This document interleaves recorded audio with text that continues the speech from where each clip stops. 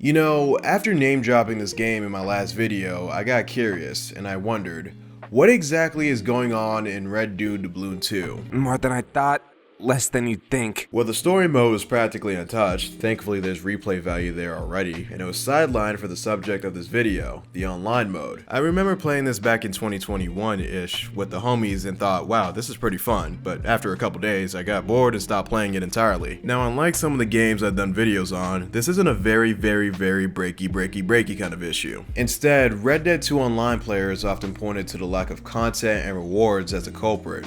Unless you were crazy enough to buy it on PC, then the modders, along with the lack of content and rewards, were the culprit. Fast forward to current year, and my aforementioned curiosity caused me to re-download the game to answer a question that's been niggling in the back of my mind for weeks. Is Red Dead Redemption 2 Online worth playing? That's right, in this video I'm going to show you what to do, what's new, and the future of Brokeback Mountain 2. I didn't look up any of the updates, by the way. Scout's honor. Alright, let's get into it. Red Dead Online starts with my character in prison for a murder she didn't commit, and while she was being transported, some dude breaks her out and gives her a horse that's strung out on cocaine. We're brought to a woman named Jessica Leclerc, who yaps about how her husband was killed and she wants to get revenge on the people that did it, with our help of course. See, it's mutually beneficial considering that we were put in the pen because of these assholes. So we spend the next couple of missions shooting, tackling, and kidnapping dudes until one of the key conspirators is shot and killed. There's like one or two loose ends here, but Leclerc shrugs it off and pieces out, concluding the arc. Now, I know I sped through the story here, but it's pretty simple and straightforward. My attempt to go through it thoroughly would just result in me throwing bullet points at you. Not to say that it's terrible or anything like that. The game does a good job giving you a reason to help Jessica. The characters are inoffensive, which is a W in my book, and the missions vary in objectives and settings. They even managed to implement the honor system here. Unfortunately, it's done through mob rule, and although it kinda sucks, it's pretty much the only way to implement the system, so it's fine. The honor system does give us the opportunity to play a series of missions that are based on if you're a good cowboy or a bad cowboy. Excuse me, cowgirl. If you're honorable, you get to hang out with a black guy and a pirate, and if you're dishonorable, you get to hang out with a different black guy. Besides that, I'm pretty sure that's the only thing the meter is good for. I do want to cover all my bases though, so I'm gonna tune up a Mr. Boss for the win video. 10 minutes later. Alright, so I didn't learn a single fucking thing, so never mind. The two sets of missions are fine, but there's only 4 on both sides, so when you're done with that, you're pretty much finished with the base missions. That didn't really take that much time, but thankfully Rockstar added roles to the online mode. As of now, you can choose to be a bounty hunter, a trader, a collector, a naturalist, and or a moonshiner. That's right, you're allowed to double dip, or quintuple dip. In theory, see, instead of using cash to buy these roles, you gotta pay with gold bars, which takes much more time and effort to accumulate because Rockstar really wants you to buy these gold bars with real life money. That's fucking crazy. The absolute testicular fortitude of these guys to make you use the greedy currency in order to get more content out of a game mode that's quite bare bones. Not even GTA 5 Online does that. At least they kept their shit under one legal tender. And to put it into perspective, you can earn around a quarter of a gold bar per mission if you're lucky. 3 out of the 5 roles cost at least 15 gold bars, and some of the extra stuff can cost as high as 25 gold bars. This means you have 2 choices. Either you grind for hours and hours on end like it's a full-time job, or you cough up some real money and buy some Rockstar V-Bucks. In my case, I have absolutely no interest in either choice, so I'm gonna pick option C. Log into my original character and see what I can work with. Behold, a nigga. The good news is that I already bought the bounty license years ago, so we can start there. As a bounty hunter, you're given access to legendary bounties along with a leveling system that's tailored to the role. If you complete enough bounty related missions, then you'll unlock new stuff, including new clothes, more storage, bolas for tripping up bounties, and a bunch of other stuff that involves blue avatar coins. Oh, it's another form of currency. Please, for the love of Dende, let this be the last piece of currency that a nigga has to deal with. The legendary bounties are a special set of missions where your targets are given a nice little intro before you're off to capture the outlaw. Some of these guys had their own twist to the mission. I remember one time where I was chasing down a guy who was able to form an alliance with swamp dudes and alligators. There was also this other time where my target was a sharpshooter who became a goddamn anarchist. Okay, I'm interested. Liberty will be shackled at all cost. That is how government works. Oh, this nigga is spitting. Property is theft. Oh yeah, anarchist.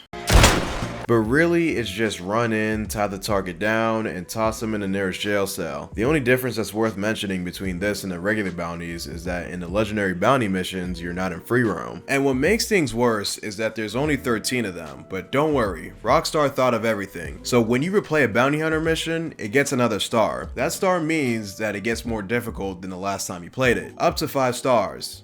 Yeah, it's the same mission, but at least there's more niggas now. So obviously I got bored, but then I noticed that I can purchase a prestigious bounty hunter license, and it unlocks a new string of missions called the infamous bounty targets, all for, 15 more gold bars. Oh my goodness, my wallet is twerking in agony. Wallahi, I'm finished. I still bought it though, and if you're paying attention to the screen right now, you'll notice that there's a big potential problem here, but don't worry, we'll cross that bridge when we get there. For now, let's talk about the aforementioned infamous bounty hunter targets, and well, they're okay, I guess. The gimmick here is that there's a trio that you have to capture and it's split into 3 parts. After capturing all 3 targets, you'll get around 200 buckies, and just like the legendary bounties, there's a total of 13 infamous bounties spread across the map. Man, listen, I'm not gonna lie, I only did one of these and it wasn't too eventful, so I was practically sleepwalking through it. I don't know, maybe it has to do with the bounty I chose, but I'm definitely not trying to head back in there. Especially considering the mission cooldowns that Rockstar threw in. It's also in the legendary bounties, and while I understand what they're trying to do here, it doesn't prevent the player from noticing the monotonous grinding cycle. There's like what, 26 unique missions here? Give it a week and you'll probably play through them all. And because of how the bounty hunter leveling system works, you're gonna have to replay these missions just to level up. Unless you have the cojones to do a bunch of regular bounties in free roam, you know, the place that's filled with a bunch of people who are so bored that they might be willing to fuck your day up. Alright, that's all I have to say about the bounty hunter role. It's definitely something I don't see myself revisiting. There was potential here, but it seems like it was wasted even after all this time. But at least I could twirl my gun around.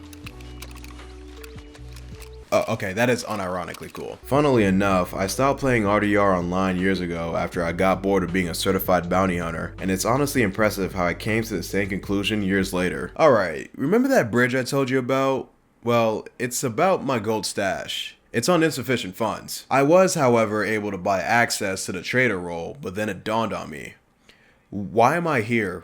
What am I grinding for? I checked the outfits, the guns, and the horses, and I was like, man, I think I'm all set here. I got a horse with a skull on its face, a revolver that shoots shotgun slugs, and a poncho. Je suis content. I guess I'm low maintenance, but I also think it has to do with the big wall of grinding that's presented before me. At first, I wanted to go through all the roles to see what's up, including the moonshining missions that has a whole story in it. But again, the fact that I have to use gold to buy them just made me lose interest. As a last-ditch effort, I tried seeing what the blood money expansion was about, and besides the addition of another form of currency, I ran into the same issue. The missions range from alright to okay, and then they get repetitive, and then I get bored, and then I stop playing the game. Man, here I am again trying to get into Red Dead Online, only to feel like Will Smith in the last episode of Fresh Prince of Bel-Air. Which brings me to the elephant in the room.